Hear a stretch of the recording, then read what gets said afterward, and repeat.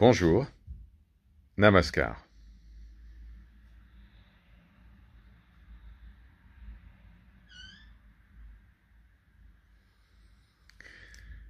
Je me sens seul. Personne, ou presque, ne comprend ma démarche. Je me sens comme un exilé, loin de ma terre, loin de mon Seigneur. Il y a des centaines d'années de cela, un poète persan, nommé Sohravardi, écrivit un livre nommé L'exil occidental. Et c'est quelque chose qui résonne avec les cherchants de vérité. Cette notion d'exil, que nous sommes exilés dans un corps, que nous sommes exilés dans une civilisation qui ne valorise pas véritablement la quête spirituelle, qui est obsédée par la réussite matérielle, par le corps, par tout ce qui est manifeste. En réalité, et c'est là une des plus grandes illusions, il n'y a pas d'exil. Il n'y a pas d'exil.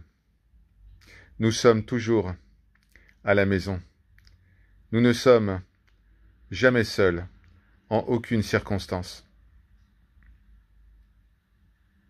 Pour être seul, il faudrait admettre l'existence d'autres personnes qui ne sont pas avec nous. Or, nous le savons, les autres sont des objets mentaux qui n'ont pas d'existence par eux-mêmes.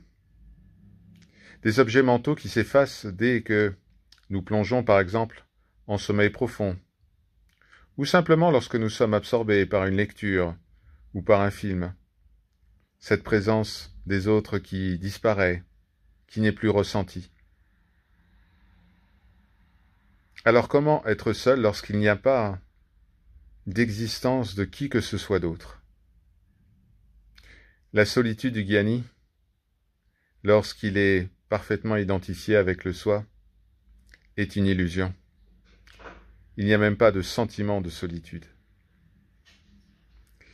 La solitude, c'est quelque chose qui est ressenti lorsqu'on imagine être un corps, une personne séparée de tout le reste. Mais comment peut-on se sentir seul lorsqu'il n'y a que le soi? L'exil occidental est une belle notion. Elle exprime une grande nostalgie. Mais cette nostalgie est exprimée par un personnage, aussi éminent soit-il, comme ce fameux poète persan.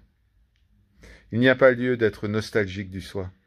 Il n'y a pas lieu de se sentir seul, car nous sommes déjà ce que nous recherchons. C'est le mental qui, en nous faisant croire que nous ne sommes pas encore ce que nous sommes, et que nous avons un long chemin à parcourir, et que nous avons des étapes à franchir, et que nous avons des obstacles à abattre, c'est le mental qui crée toutes ces conditions à la prise de conscience, au souvenir du soi.